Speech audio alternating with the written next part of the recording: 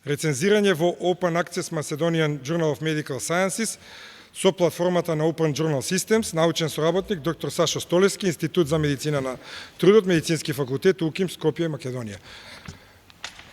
Повелете.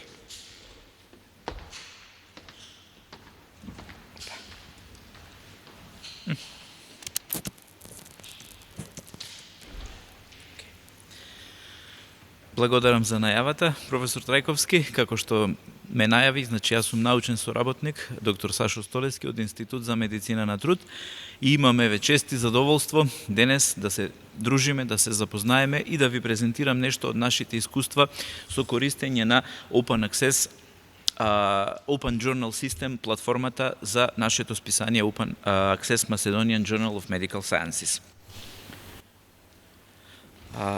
Во интерес на времето ќе гледам да се задржам до тие 25 минути за да имаме време и за дискусија.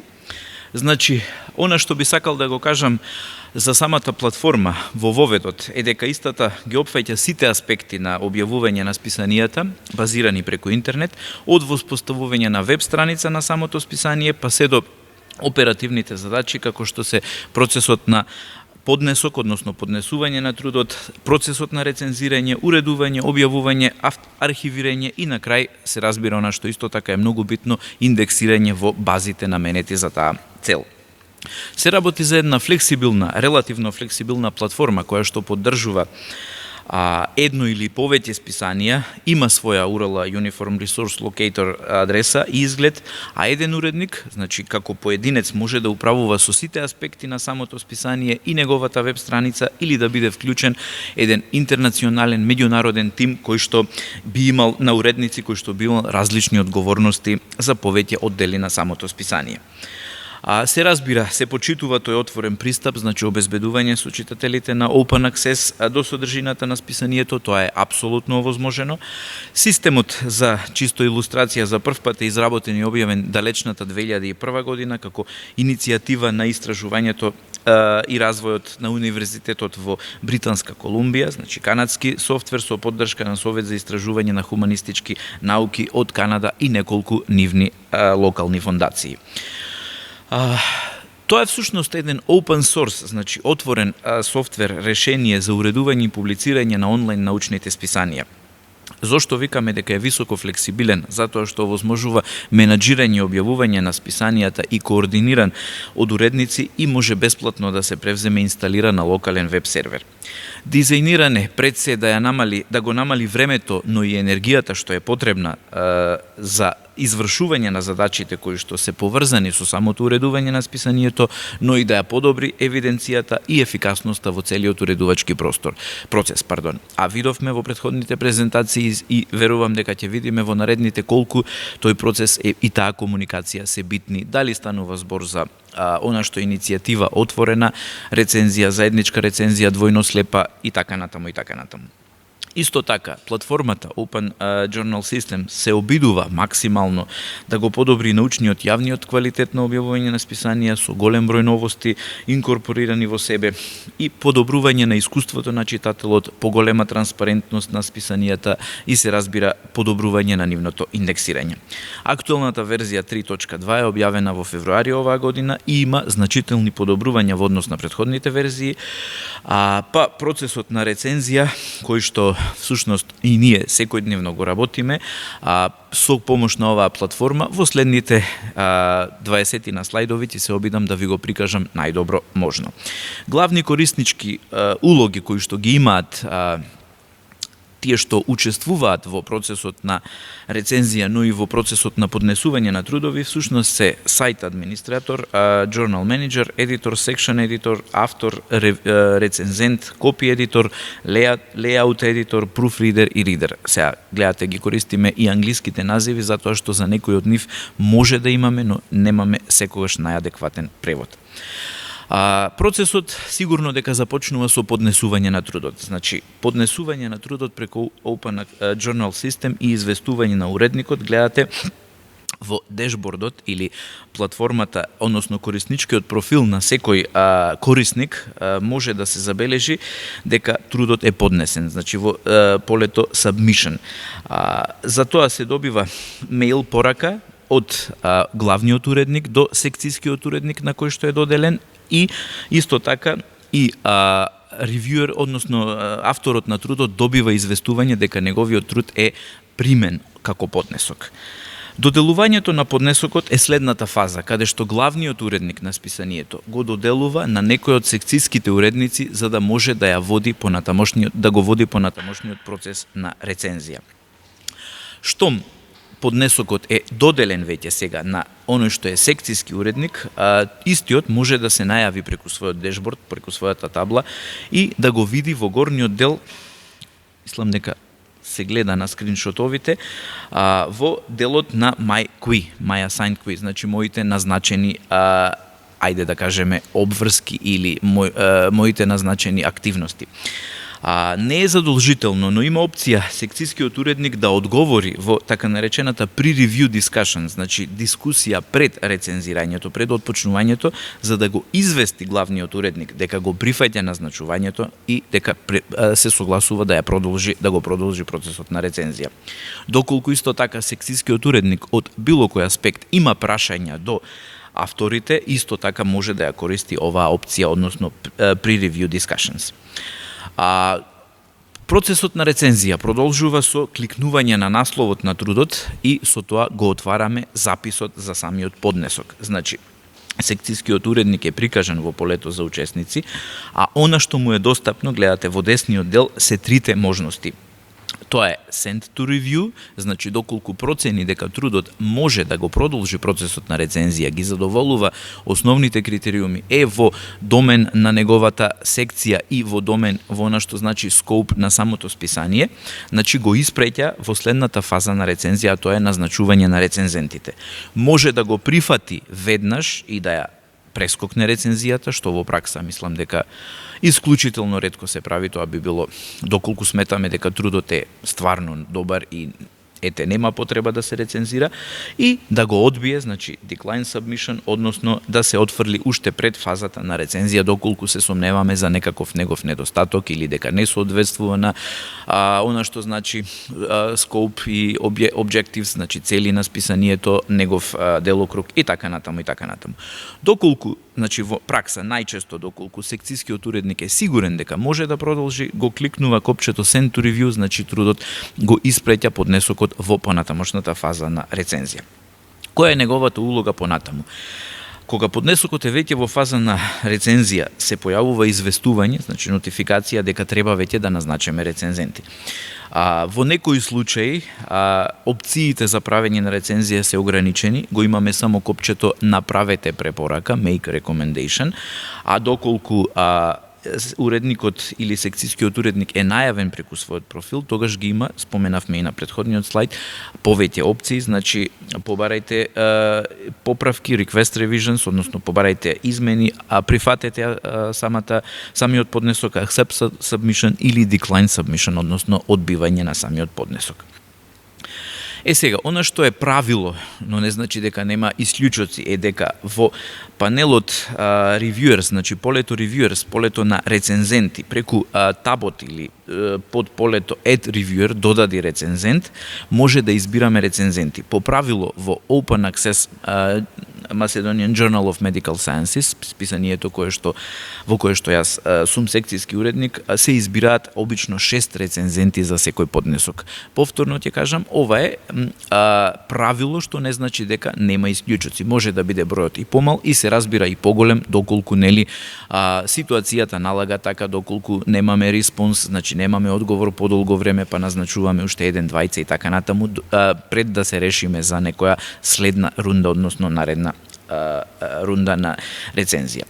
При тоа, значи, се отвара нов прозорец на кој што се прикажани рецензентите, гледате на скриншотот, и тука може да ги одбираме еден по еден. Значи не ги кликаме истовремено како што има одредени софтверски решенија, ги бираме еден по еден преку внесување на име, нивна експертиза, клучни зборови, институција и така натаму, нешто што не асоцира дека тој човек, односно тој рецензент одговара, односно неговата експертиза, неговиот профил е во насока на најдобро можно ајде да речеме оценување и најдобри можни препораки за конкретниот труд. Значи со кликнување на стрелката сина се покажуваат дополнителни информации за самиот рецензент од типот колку активни рецензии во моментот има, колку рецензии завршил или одбил, за да знаеме од прилика кој ни одбива често или кој ни се прифаќа, не да го злоупотребиме, туку да знаеме како ќе ни иде процесот на рецензија во интерес на време и во интерес на квалитет на рецензија.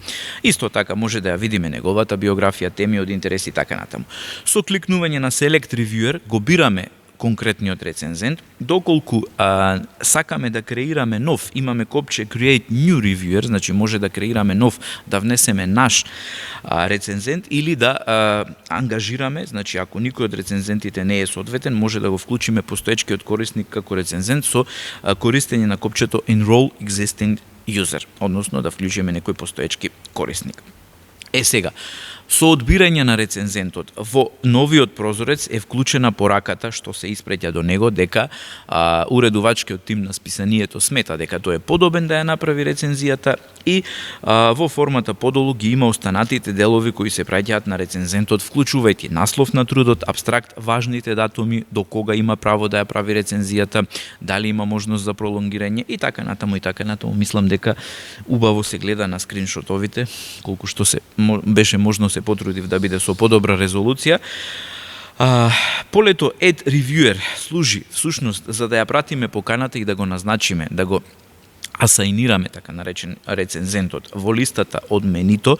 Гледате на самиот дешборд на таблата може да ги видиме сите рецензенти за некој труд и конкретно еве има да кажеме 6-7 назначени рецензенти и гледаме кој се прифатил, значи имаме пратено барање, request sent, а во останатиот дел може да видиме дали се работи за blind тип на рецензија, значи слепа, двојно слепа и така натаму, и кој од рецензентите ја прифатил поканата или се уште размислува за тоа. Значи може на одредени промени на статусот на рецензентот со клик на сината стрелка и да го отповикаме доколку сметаме дека не е соодветен, дека нема да одговори, значи имаме опција и да направиме unassign, односно отповикување на некој од рецензентите. Ова е слайд кој што го прикажува статусот на поднесениот труд. Значи, во тек на рецензијата на дневна основа или еве ја лично го отварам можеби 2-3 пати кој ден, ги следам трудовите, зависно нели од обврските, од ентузијазмот и така натаму, го следиме статусот на поднесениот труд. Значи докаде ни е рецензијата, дали рецензентите одговараат на барањата, дали ја прифаќаат поканата, дали ја одбиваат.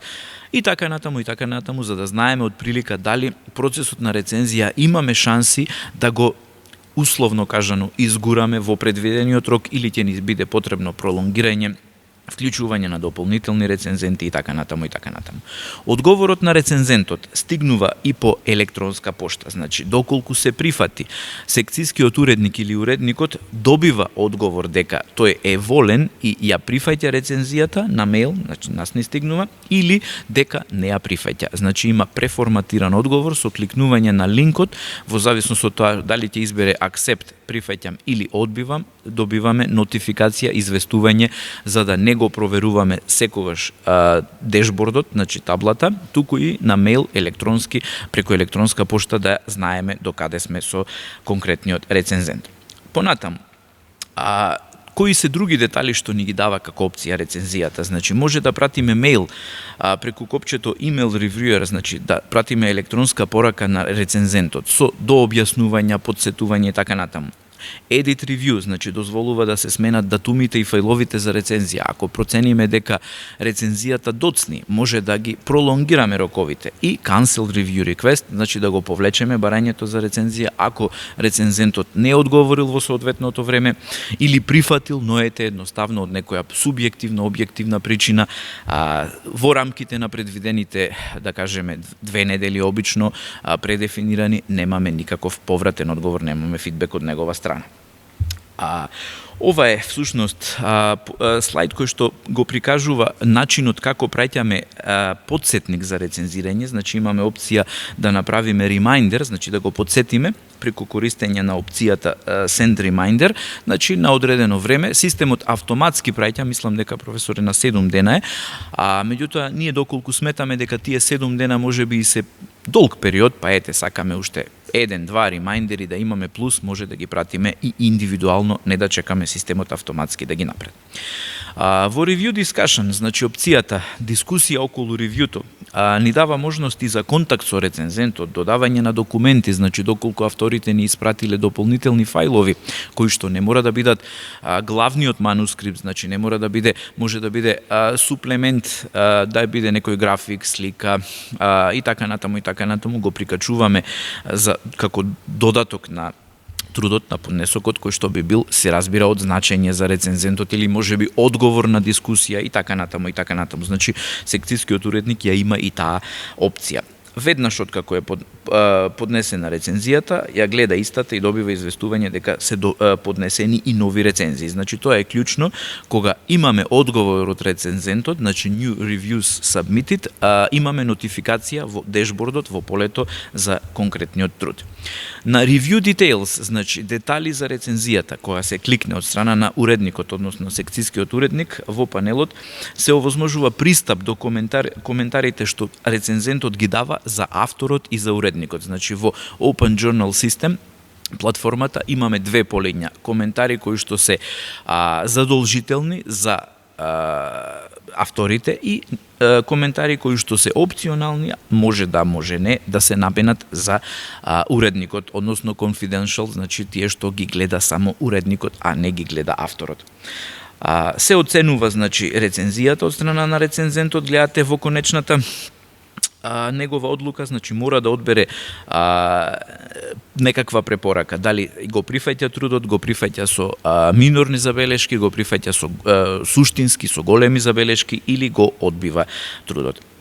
Значи, во панелот понатаму за рецензенти, кога ќе ја добиеме рецензијата, ќе ја прочитаме и ќе ја потврдиме, имаме она што значи благодарност, едно признание до самиот рецензент, значи преку копчето Thank Reviewer, значи ви благодариме за вашата рецензија, се заблагодаруваме и гледате, добиваме нотификација дека пораката која што е предефинирана, значи самиот систем си ја формулира во зависност од насловот на трудот, името на рецензентот и деталите за рецензијата, да добие повратно на неговата електронска пошта имейл дека списанието и секцијскиот уредник и главниот уредник му се благодарни за одвоеното време, труд и дека рецензијата е успешно примена. И она што значи донесување на одлука, значи тука е даден пример на одлука за мали корекции на трудот според рецензентите, кои што треба да се направат пред да се прифати за објавување. Во тој случај, обично кога се minor revisions, има дискреционо право секцијскиот уредник или уредникот која ќе ги добие назад корекциите да го препрати на повторно рецензирање или да го прифати. Значи преку копчето Add Reviews може да се додадат коментарите на рецензентот од полето за авторот и уредникот, за да во пораката што ќе ја добијат авторите повратно назад како резултат на првата рунда на рецензија ги видат и сите коментари кои што се наменети од страна на рецензентите, значи за конкретниот труд. Може да се прикачат и документи, доколку рецензентот ни даде насоки, ни даде одредени трудови како да се направат и така натаму, значи имаме опција и за прикачување на рецензенти. Штом авторите одговорат на рецензијата, уредникот или секцијскиот уредник добива известување во делот Review Discussion Panel дека имаме повратно сега од нивна страна повторно поднесен труд со вклучени инкорпорирани забелешки. Значи, дополнителната рунда, што ја споменавме, циклус на рецензија, ја правиме преку порето Create New Review Round, значи креираме нова рунда на рецензија и тука, во интерес на времето не би повторувал, го повторуваме истиот процес, но сега со рецензентите кои што дале свој коментар. Значи, ако сме поканиле 8, двајца ни одговориле, сигурно дека на останатите немаме потреба да го праќаме повторно ревидираниот труд. Значи, ревидираниот труд логично го испраќаме на тие што дале забелешки и што прифатиле дека сакаат повторно да го видат. И сега, значи, доаѓаме до конечно она што е клучно во целата фаза на рецензија, прифаќање на трудот за публикација, исто така преку кога финалната одлука веќе врз основа на рецензијата може да ја донесеме преку предефинирана форма, му испраќаме на авторот, односно на групата на автори, порака дека нивниот труд е прифатен, односно accept submission. Следната фаза е copy editing, тоа е форматирање на трудот што ме прифатен, се префрла во фазата copy editing, што веќе не е не е во процесот на рецензија, и наредната фаза е production, односно префрлање на продукција, каде што уредникот добива порака дека форматирањето е завршено. Сега, само уште неколку слајда во интерес на време би кажал за рецензирање улога на рецензентот. Значи, кажавме дека поканите ги добиваат преку пошта, преку линкот за рецензија доаѓа секој од рецензентите до прво барањето за да прифати или не. Кога тоа ќе го направи, следниот чекор е насоки, значи guidelines, како да ја направи и кои се можностите, значи request for review, article title и abstract да ги види. Понатамошните насоки за рецензија кои што вклучуваат како треба да се направи рецензијата во поглед на користење на фигури, графици и така натаму, како да го симне и како да го рецензира. Она што е клучно, што се бара од рецензентот да се изјасни во поглед на неговата препорака, кажавме кои се можностите, да не се повторуваме. Првото поле е за коментари за уредникот, второ за авторите и на крај оцена и мислење за рецензираниот труд, дали го прифаќа, дали се потребни мали корекции што може да бидат прифатени од уредникот, дали се потребни поголеми корекции и дали смета рецензентот дека можеби трудот не е соодветен, па треба да се поднесе на друго списание за конкретното списание, односно доколку смета дека има премногу пропусти да се одбие да биде прифатен. Комплетирањето е последниот чекор, каде што рецензентот добива потврда од страна на уредникот по електронска пошта дека е завршено и добива покана да се регистрира како овластен, малце груб збор, да се регистрира како рецензент во Pablons, она што професор Спировски, значи нема да должам, ќе го има како негова презентација во системот за евиденција на рецензирање, каде што сите рецензенти со име, со број на трудови се опфатени. И на крај би дал неколку заклучоци, да не се повторуваме многу. Open Journal System помага во сите фази на процес на рецензија до објавување, има прецизно индексирање, односно помага за прецизно индексирање, содржина на истражување го подобрува научниот квалитет, слободен софтвер е, дава големи можности во процесот на рецензија, целосно онлайн покривање на самиот процес, бесплатен е и би завршил со реченицата дека заедничката рецензија е транспарентна, значи лесно се открива, достапна, разбирлива за секој кој што ја пишува, рецензира или чита содржина од една заедничка рецензија или peer review, а секој што е вклучен во процесот добива тренинг и едукација кои што се неопходни, еве како на оваа трибина сега и на оваа работилница, за остварување на нивниот дел од постапката, и тоа сето треба да се оствари одговорно и доверливо, затоа што, како што спомна и професор Трајковски во неговото воведно излагање, токму рецензентите и рецензијата се чувари и ја би додал и одржувачи на самото списание. Тука ви благодарам на вашето внимание и отвораме еве дискусија, дали имате некое прашање. Рековте дека има